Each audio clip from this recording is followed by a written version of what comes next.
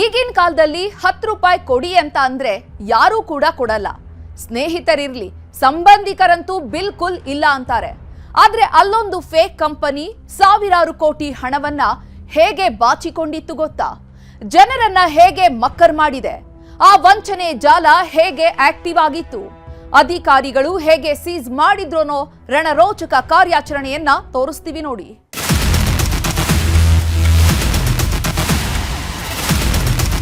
ಹಿಂದಿನ ಒಂದು ಪ್ರಕರಣದಲ್ಲಿ ಅವರು ನಾನೇ ರಾಜಕಾರಣಿ ಆಗ್ತೀನಿ ಅಂತ ಹೇಳಿದೆ.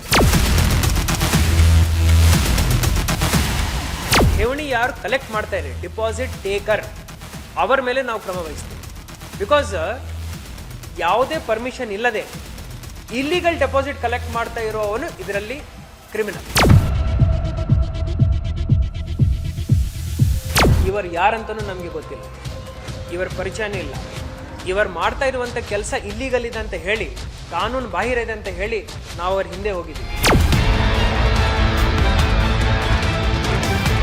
ಕಾನೂನಡಿಯಲ್ಲಿ ನೀವು ತಪ್ಪು ಮಾಡಿದ್ದೀರಂದ್ರೆ ಡೆಪಾಸಿಟ್ ತಗೊಳ್ಳೋ ಪರ್ಮಿಷನ್ ನಿಮಗೆ ಇಲ್ಲ, ಆದರೂ ನೀವು ಡೆಪಾಸಿಟ್ ತಗೊಳ್ತಾ ಇದ್ದೀರಂದ್ರೆ ಆ ಒಂದು ಕಾರಣ ನಮಗೆ ಸಾಕು. ನಾನ್ ಯಾರು ಗೊತ್ತಾ? ಶಿವಾನಂದ ನೀಲಣ್ಣನವ. ನನ್ನ ಯಾರು ಏನು ಮಾಡೋಕ್ಕಾಗಲ್ಲ. ನಾನ್ ಎಲ್ಲರಿಗೂ ದುಡ್ಡು ಕೊಡ್ತೇನೆ, ನೀವು ನನಗೆ ಪ್ರೀತಿ ಕೊಡಿ ಸಾಕು. ನಿಮಗೆಲ್ಲ ಖುಷಿಯನ್ನ ನಾನ್ ಕೊಡ್ತೇನೆ. ದೊಡ್ಡ ಸಾಮ್ರಾಜ್ಯವನ್ನೇ ಕಟ್ಟಿದ್ದೇನೆ, ಸಿಎಂ ಆಗೇ ಆಗ್ತೇನೆ, ನೋಡ್ತೀರಾ ಅಂತ ಅಬ್ಬರಿಸಿದ್ದು. ಈ ಶಿವಾನಂದ ಈಗ ಹಿಂಗು ತಿಂದ ಮಂಗನಂತಾಗಿದ್ದಾನೆ. 4,500 ಕೋಟಿಯ ಸಾಮ್ರಾಜ್ಯವನ್ನ ಸೃಷ್ಟಿಸಿದವನು, ಜನರನ್ನ ಮಾತಲ್ದೆ ಮೋಡಿ ಮಾಡ್ತಿದ್ದವನು, ವನವಾಸ ಮಾಡ್ತಿದ್ದಾನೆ. ಅದು ಹಾಗಿರ್ಲಿ, ಈಗ ಇಂತಹದ್ದೇ ಶಿವಾನಂದನನ್ನೇ ಮೀರಿಸುವಂತಹ ದೊಡ್ಡ ಕಂಪನಿ ಮತ್ತದೇ ಬೆಳಗಾವಿಯನ್ನ ಬೆಚ್ಚಿ ಬೀಳಿಸಿದೆ.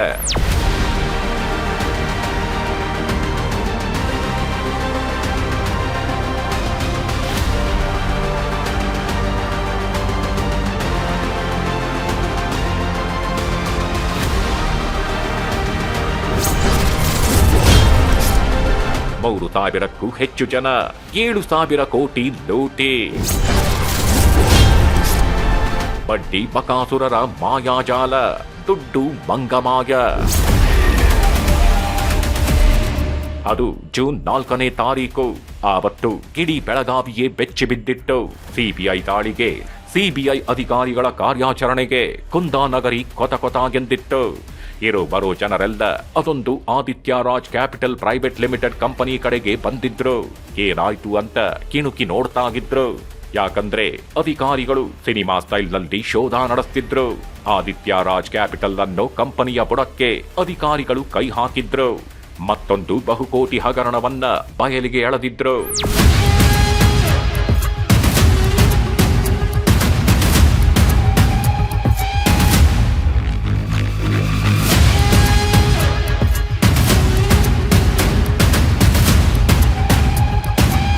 ಬಡ್ಡಿ ಬಕಾಸುರನ ಜಾಲ ಆಗಿದ್ದು.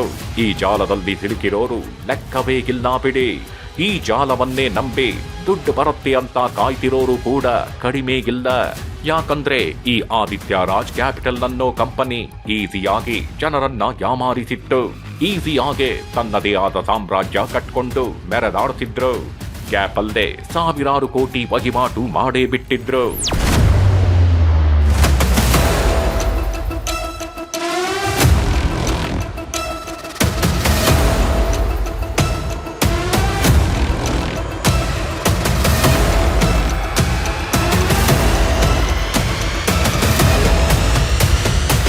Aditya Raj capital private limited ಕಂಪನಿಯಲ್ಲಿರೋ ದಾಖಲಾತಿಗಳನ್ನ ಸ್ಟಡಿ ಮಾಡೋಕೆ 2 ದಿನ ಬೇಕಾಗಿತ್ತು.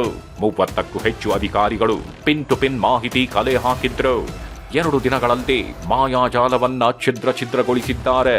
ಅಂದರೆ ಈ ಕಂಪನಿ 3,000 ಜನರಿಂದ ಠೇವಣಿ ರೂಪದಲ್ಲಿ ಸಾವಿರಾರು ಕೋಟಿ ರೂಪಾಯಿ ಹಣ ಸಂಗ್ರಹಿಸಿದೆ. ಅಷ್ಟೇ ಅಲ್ಲದೆ ಕಂಪನಿ RBI ಸೇರಿ ಯಾರಿಂದಲೂ ಅನುಮತಿಯನ್ನ ಪಡೆದಿಲ್ಲ. ಬರ್ಡ್ಸ್ ಹಾಗೂ KPID ಕಾಯ್ದೆ ಅನ್ವಯ ಮಾಹಿತಿಯನ್ನ ಸಂಗ್ರಹಿಸಿರೋ ನಗರ ಪೊಲೀಸ್ ಆಯುಕ್ತರು ಒಂದು ವರದಿಯನ್ನು ಜಿಲ್ಲಾಧಿಕಾರಿಗೆ ನೀಡಿದ್ದಾರೆ. ಜಿಲ್ಲಾಧಿಕಾರಿಗಳ ಅನುಮತಿ ಮೇರೆಗೆ ದಾಳಿ ನಡೆಸಲಾಗಿದ್ದು ಅನೇಕ ಮಹತ್ವದ ದಾಖಲೆಗಳನ್ನ ಪತ್ತೆ ಹಚ್ಚಲಾಗಿದೆ.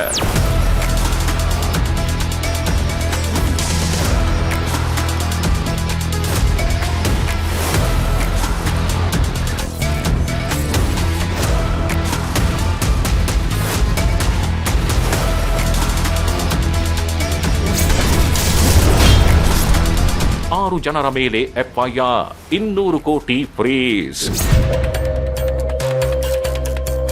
ಅಬ್ಬಬ್ಬ, ಒಂದಲ್ಲ ಎರಡಲ್ಲ, 7,000 ಕೋಟಿ ಕಣ್ರಿ, 7,000 ಕೋಟಿ. ಅದು ಕೂಡ ಯಾವುದೇ ದಾಖಲಾತಿ ಇಲ್ಲದೆ, ಯಾರ ಪರ್ಮಿಷನ್ ಕೂಡ ಪಡೆಯದೆ ನಿಗೂಢವಾಗಿ ಜಾಲವನ್ನ ಸೃಷ್ಟಿಸಿಕೊಂಡು ನಿಗೂಢವಾಗಿ ಜನರನ್ನ ಯಾಮಾರಿಸಿಕೊಂಡಿರೋದನ್ನ ನೋಡಿ ಅಧಿಕಾರಿಗಳೇ ಶಾಕ್ಗೊಳಗಾಗಿದ್ದಾರೆ. ಹೀಗಾಗಿ Aditya Raj capital private limited ಸೇರಿದಂತೆ 3 ಕಂಪನಿಯ ಸಿಇಒ ಬಾಲರಾಜ್ ಮಾನೆ ಹಾಗೂ 6 ಜನರ ಮೇಲೆ ಎಫ್ಐಆರ್ ದಾಖಲು ಮಾಡಲಾಗಿದೆ. ಪ್ರಕರಣದ ಮತ್ತಷ್ಟು ವಂಚನೆ ಬಯಲಿಗೆಳೆಯೋಕೆ ಸಿಐಡಿಗೆ ಕೇಸ್ ಹಸ್ತಾಂತರಿಸಲಾಗಿದೆ. ಇವರು ಯಾರಂತನೂ ನಮಗೆ ಗೊತ್ತಿಲ್ಲ, ಇವರ ಪರಿಚಯನೂ ಇಲ್ಲ. ಇವರು ಮಾಡ್ತಾ ಇರುವಂತ ಕೆಲಸ ಇಲ್ಲಿಗಲ್ ಇದೆ ಅಂತ ಹೇಳಿ, ಕಾನೂನು ಬಾಹಿರ ಇದೆ ಅಂತ ಹೇಳಿ ನಾವು ಅವ್ರ ಹಿಂದೆ ಹೋಗಿದ್ದೀವಿ. ಹಿಂದಿನ ಒಂದು ಪ್ರಕರಣದಲ್ಲಿ ಅವರು ನಾನೇ ರಾಜಕಾರಣಿ ಆಗ್ತೀನಿ ಅಂತ ಹೇಳಿದ್ದಾನೆ. ಬಟ್ ನಾನು ಅದೆಲ್ಲ ಗೊತ್ತಿಲ್ಲ, ಮಾಧ್ಯಮದಲ್ಲಿ ನನಗೆ ಗೊತ್ತಾಯ್ತದು. ಆದ್ರೆ ನಾವು ಅದೆಲ್ಲ ನೋಡ್ಲಿಲ್ಲ.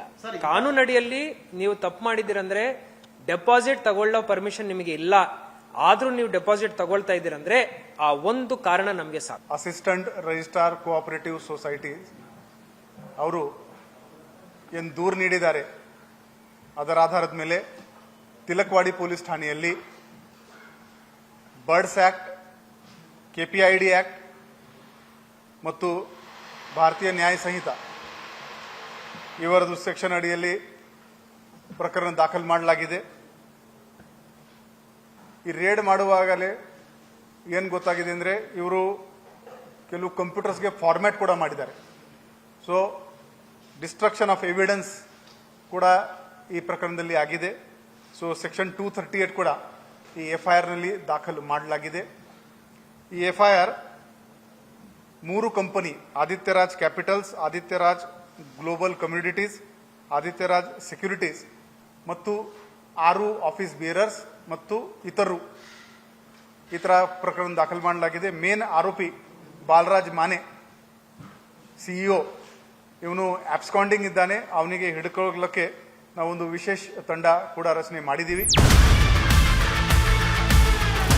ಆದಿತ್ಯ ರಾಜ್ ಕ್ಯಾಪಿಟಲ್ ಸಂಸ್ಥೆ 3,000ಕ್ಕೂ ಹೆಚ್ಚು ಜನರಿಂದ ಸುಮಾರು 7,000 ಕೋಟಿ ಹೂಡಿಕೆಯನ್ನ ಸಂಗ್ರಹಿಸಿದೆ. ಜನರಿಗೆ 5% ಬಡ್ಡಿ ಹಣವನ್ನ ತಿಂಗಳ ಕೊಡ್ತೀವಿ ಅಂತ ಯಾಮಾರಿಸಿದೆ. ಇಷ್ಟೇ ಅಲ್ಲ, ಠೇವಣಿದಾರರ ಹಣವನ್ನು ಎಲ್ಲಿ ಹೂಡಿಕೆ ಮಾಡ್ತೇವೆ ಎಂಬುದು ಸ್ಪಷ್ಟವಾಗಿ ಯಾರಿಗೂ ತಿಳಿಸಿಲ್ಲ. ಕೆಸಿ ದಾಳಿ ವೇಳೆಯಲ್ಲೇ ಅಲ್ಲಿನ ಸಿಬ್ಬಂದಿ ಸರಿಯಾಗಿ ಸ್ಪಂದನೆ ನೀಡಿಲ್ಲ. ಅಷ್ಟೇ ಅಲ್ಲದೆ 4 ಬ್ಯಾಂಕ್ ಅಕೌಂಟ್ ಸೀಸ್ ಮಾಡಿ 200 ಕೋಟಿಗೂ ಹೆಚ್ಚು ಹಣವನ್ನ ಫ್ರೀಸ್ ಮಾಡಲಾಗಿದೆ.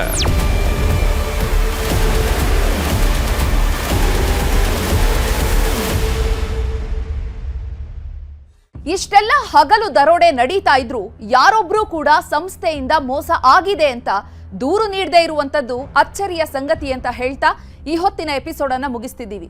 ಮತ್ತಷ್ಟು ಅಪ್ಡೇಟ್ಸ್ಗಾಗಿ ನೋಡ್ತಾ ಇರಿ ನ್ಯೂಸ್ 18, ಜಾಲ ನಮ್ಮದು, ಬಲ ನಿಮ್ಮದು.